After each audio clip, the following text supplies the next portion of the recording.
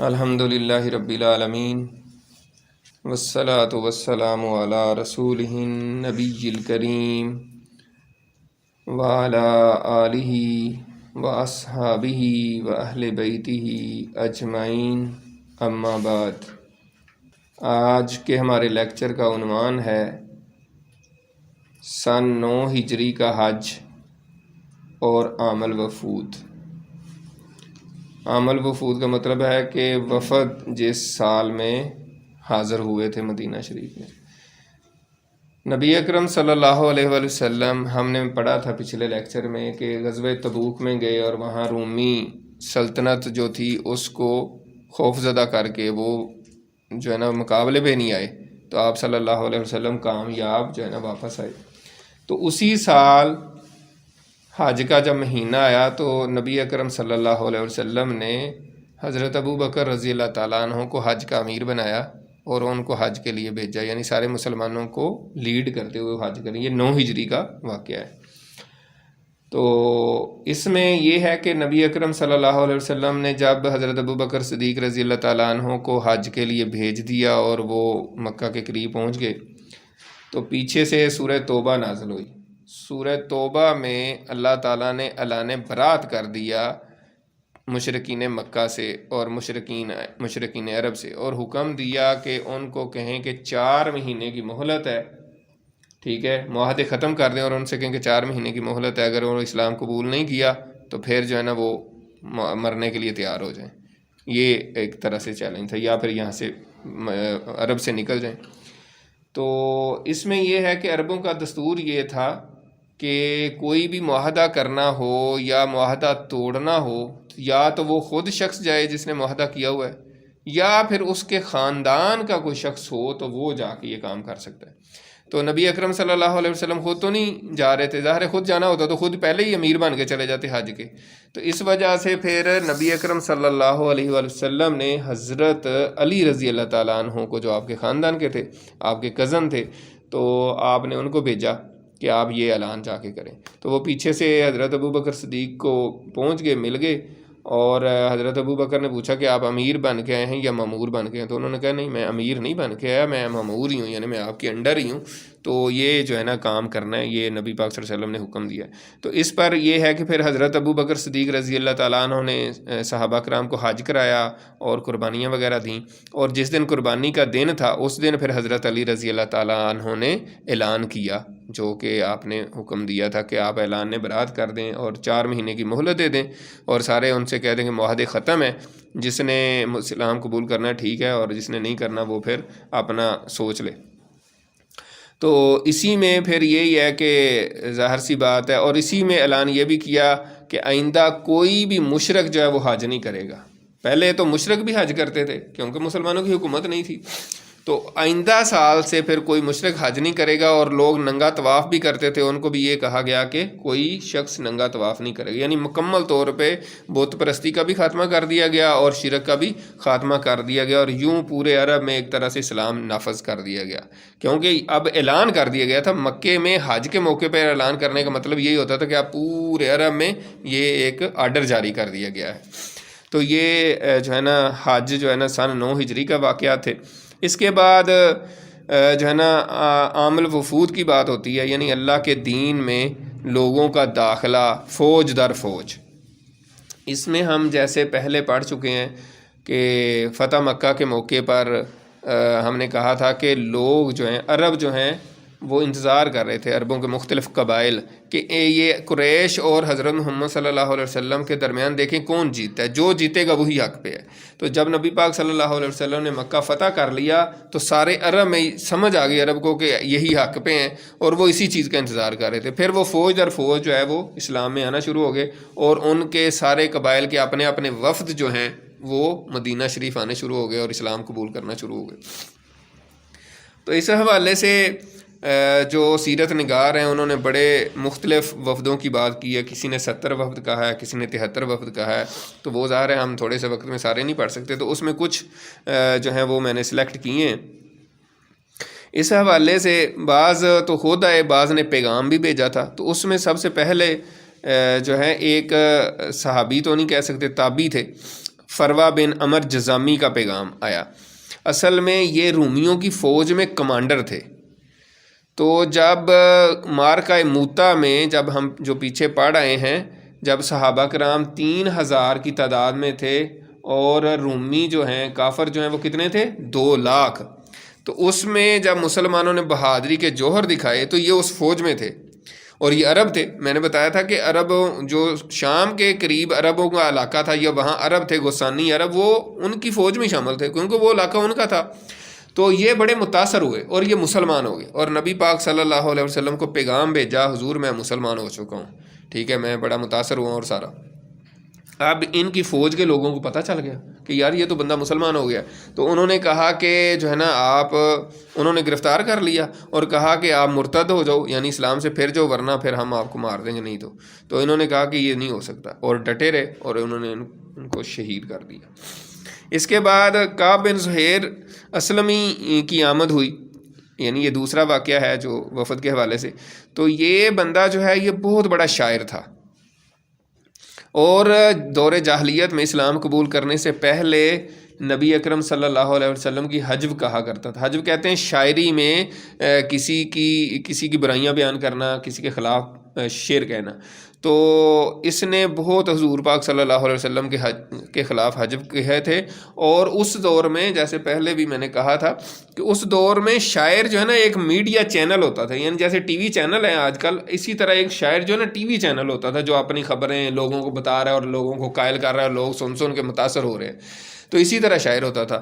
تو اس نے نبی پاک صلی اللہ علیہ وسلم کو بہت تکلیف دی، اور فتح مکہ کے موقع پر جس طرح آپ نے اور بھی کچھ لوگوں کو واجب القتل قرار دیا، تو اس کو بھی واجب القتل قرار دیا تھا کہ یہ جہاں بھی ملے اس کو قتل کر دیا جائے، ٹھیک ہے۔ لیکن اس کے بھائی نے اس کو خط و کتابت کر کے بتایا کہ اگر تم توبہ کر کے اور مسلمان ہو کے حضور پاک کے پاس مدینہ پہنچ جاؤ تو تمہیں معاف کر دیا جائے گا، ورنہ تم پھر یا تو بھاگ جاؤ، یہاں عرب سے بھاگ ہی جاؤ، کسی اور ملک میں چلے جاؤ۔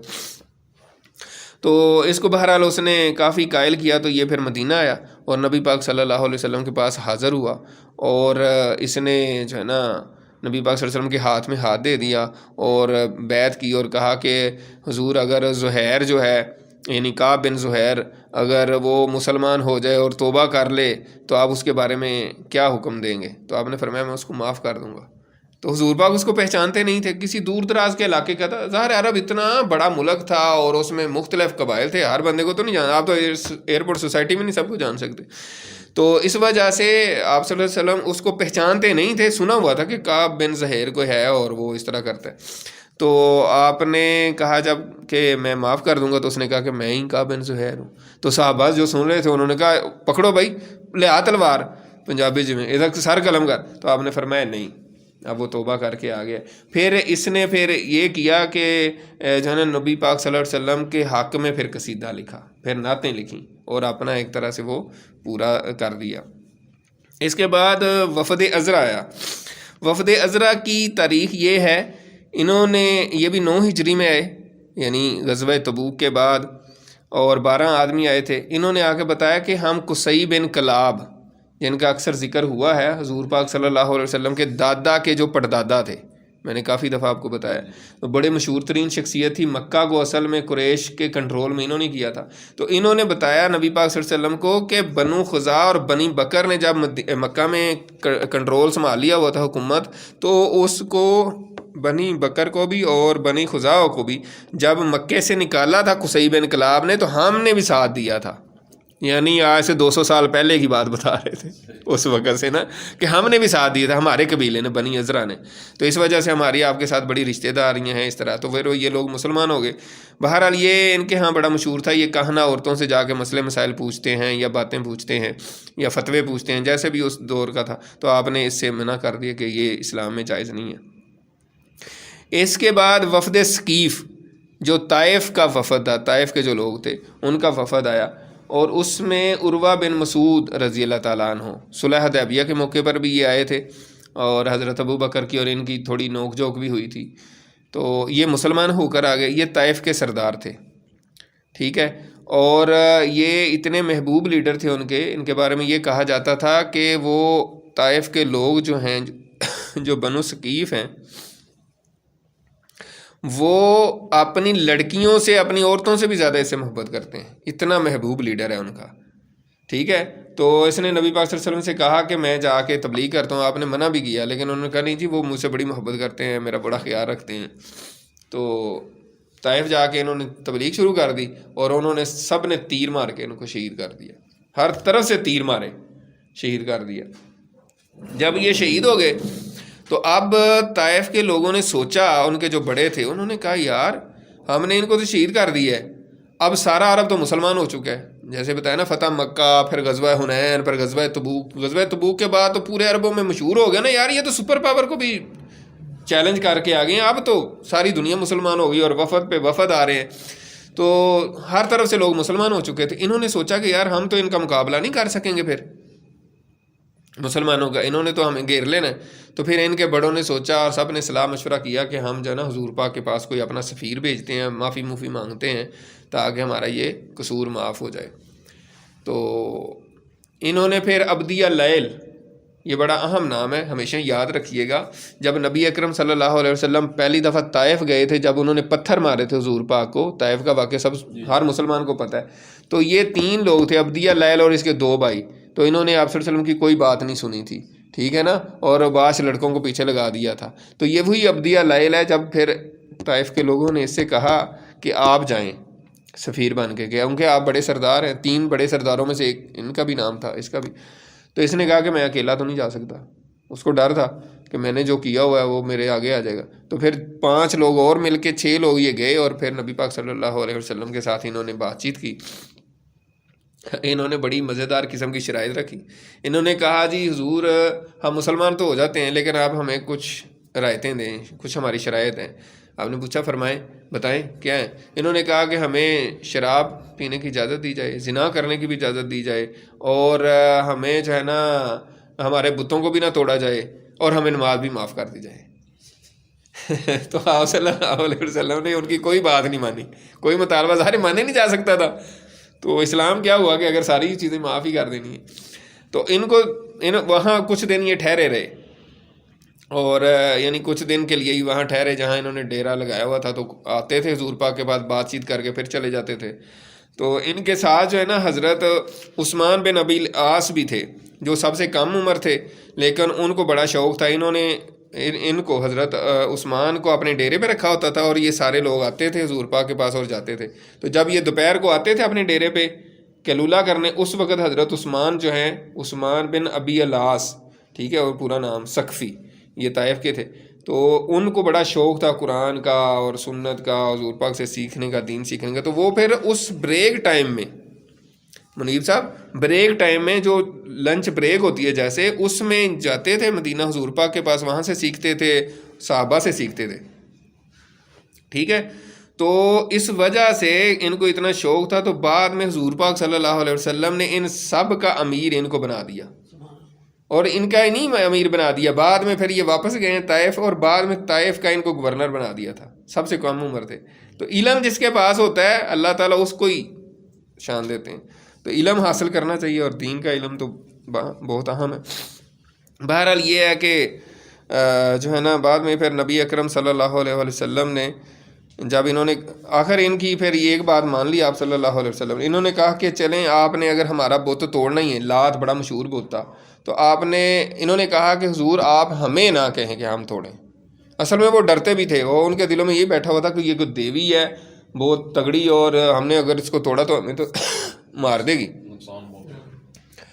تو پھر حضرت خالد بن ولید کو حضور پاک صلی اللہ علیہ وسلم نے توڑنے کے لیے بھیجا ان کا بت.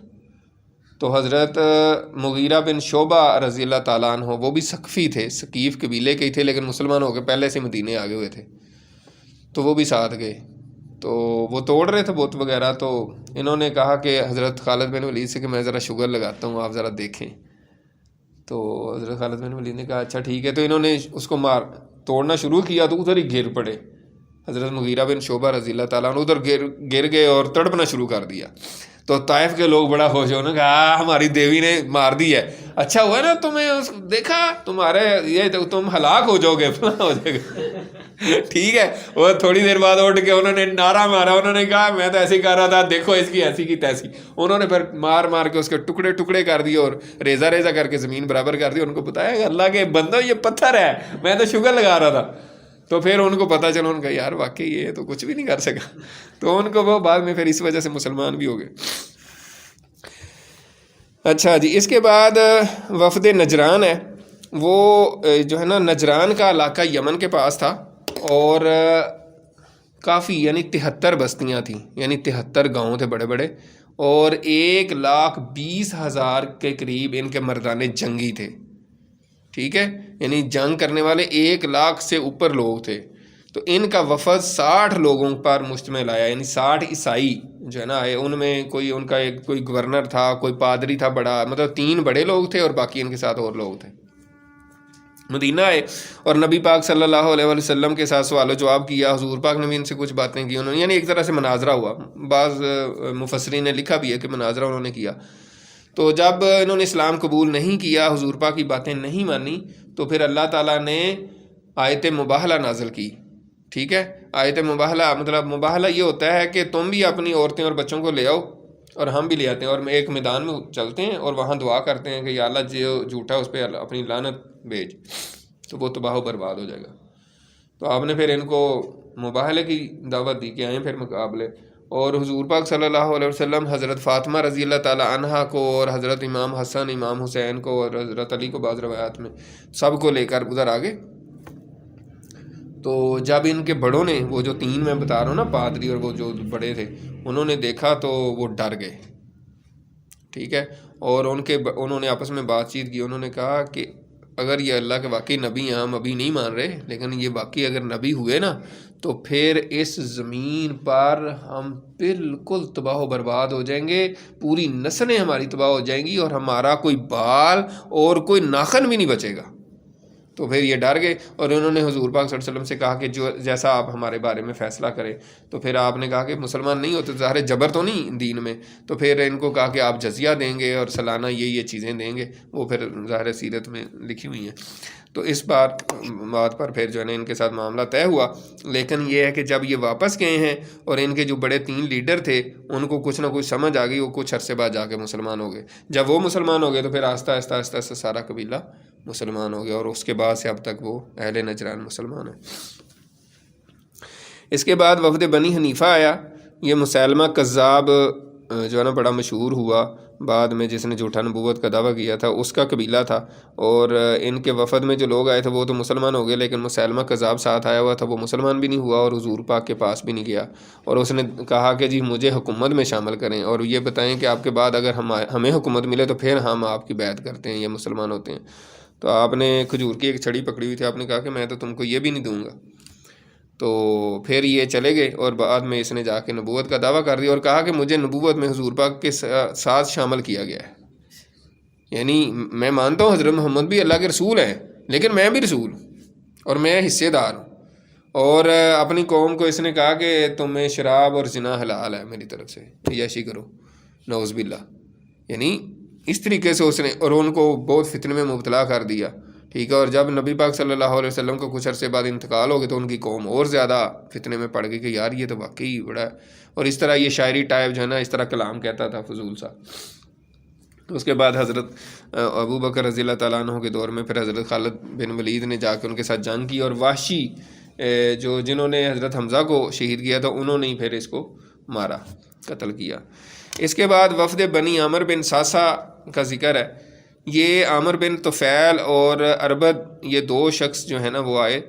عامر بن طفیل جو ہے ایسا شخص تھا جس نے اس سے پہلے 70 صحابہ کو دھوکے کے ساتھ شہید کر دیا تھا, اور آ کے مدینے میں کہا تھا کہ جی وہاں قاری بھیجیں, ہمارے لوگوں کو تعلیم دیں اس طرح. تو آپ نے 70 صحابہ کو بھیجا تھا, بہت بڑا علاقہ تھا نا, تو اس وجہ سے زیادہ لوگوں کو, تو انہوں نے دھوکے کے ساتھ سارے صحابہ کو شہید کر دیا تھا. تو یہ وہ شخص تھا, اور اس کے ساتھ اربد آیا.